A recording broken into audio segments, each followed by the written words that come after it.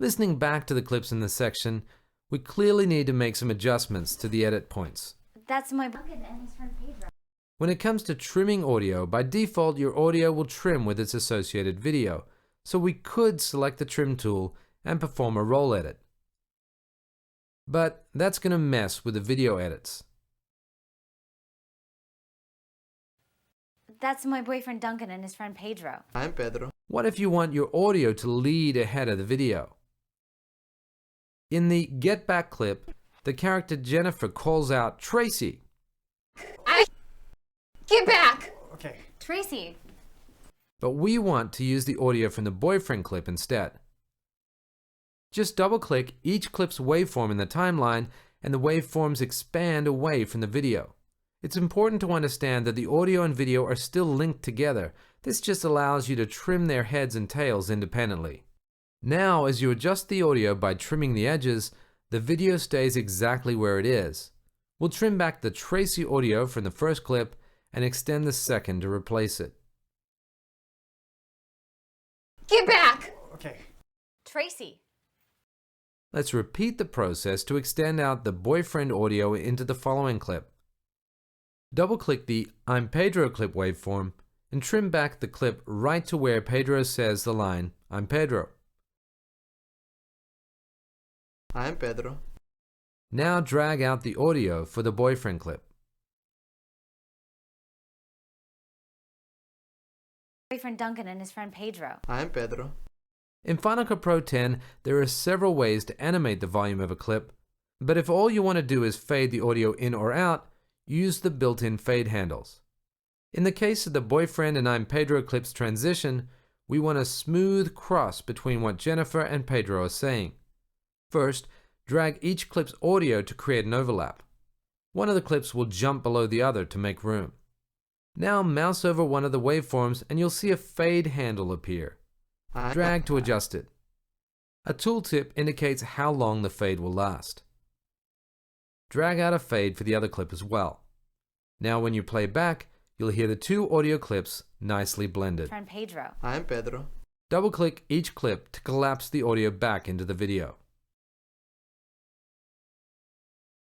There's an additional feature for working with clip fades, a choice of fade curve.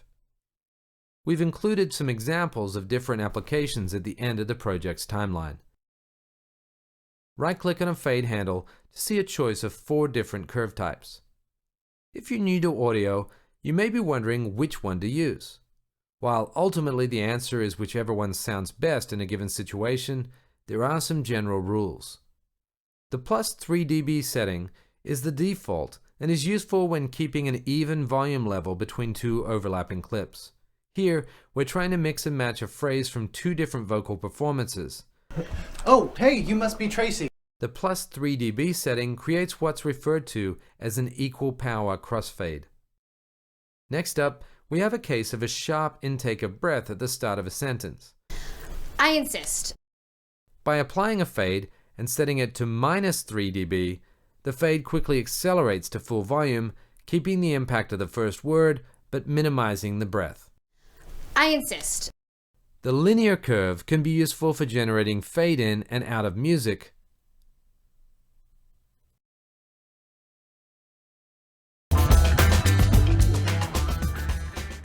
Although for situations where you want the fade out to be snappy, try the -3 dB curve.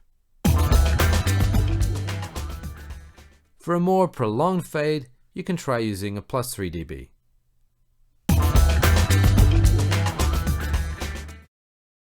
Let's return to looking at the boyfriend clip for a moment.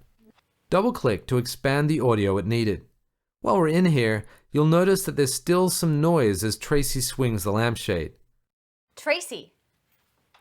That's my boyfriend Duncan and his friend Pedro. We'll most likely replace that with a Foley effect later, so let's remove the actual live sound so it doesn't conflict. Notice the black line passing through the clip about 1/3 of the way down. This is the volume control. Hover over it and you'll see a tooltip indicating a level of 0 dB. In audio, 0 dB means that the audio signal hasn't been boosted or cut. There's been 0 adjustment. Drag the volume control line down to reduce the volume. Notice that the volume slider in the inspector moves as well. These are both linked. Adjusting one will affect the other. To remove the unwanted noise, we'll set keyframes to animate the volume of the clip over time. Option-click the volume control line right at the end of the waveform that represents the word Tracy. If you're having a hard time creating a keyframe, make sure that the clip is selected first by clicking on it. Option clicking creates a keyframe. A keyframe locks the level of the volume at that point in the timeline. Option click again to lock the audio at the start of the next line of dialogue. You can also set keyframes in the inspector. Click just after the first keyframe to set the position indicated there, and then click the diamond to the right of the volume slider. You'll see it highlight, indicating that there's now a keyframe at the current frame. Looking at the timeline, we'll see confirmation there as well. Use the arrows to the left and right of the keyframe diamond to jump between existing keyframes. Click the keyframe diamond again to toggle between adding and removing a keyframe at the current frame. To delete a keyframe from the timeline, just select it and press delete. Let's undo that. Dragging a keyframe up or down adjusts the level. Here, we'll drag the keyframe down to fade the audio out just after the first section of the dialogue in the clip. Tracy. To keep the clip silent until the next line of dialogue, we'll create a fourth keyframe and drag it down as well. Tracy. That's my boyfriend Duncan. You can tighten up the edit by dragging keyframes left and right. That's my boyfriend Duncan.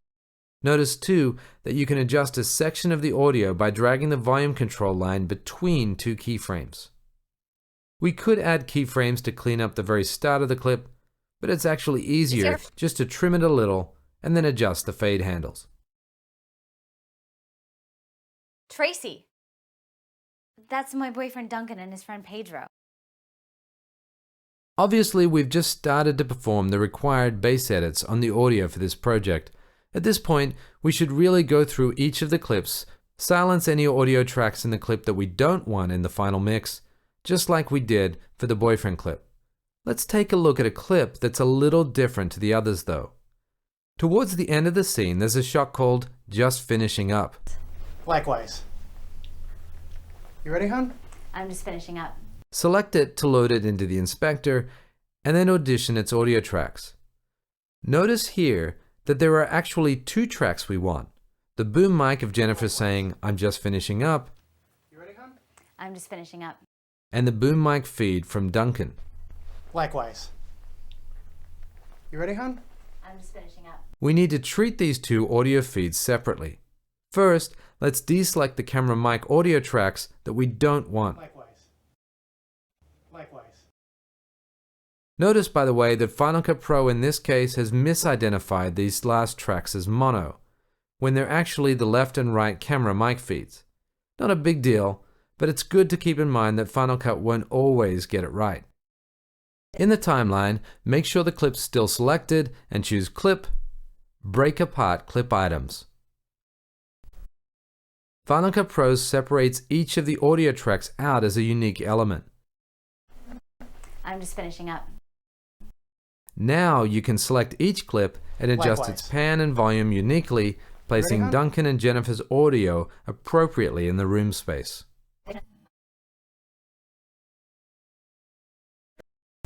Likewise. You ready, hon? I'm just finishing up. Even though the audio items have been broken apart from the video, they're still linked. If the video moves along the timeline, all the associated audio will still move with it. Now, if you did want to completely separate audio from video, select a clip and choose Clip, Detach Audio. You can then move the audio elsewhere in the timeline without affecting the video, and vice versa. We have no reason to do that here, so let's just press Command Z a couple of times to undo. As an exercise, you can continue to audition the audio tracks for each clip and then trim, pan, and keyframe to create an appropriate mix. Why don't you guys get acquainted?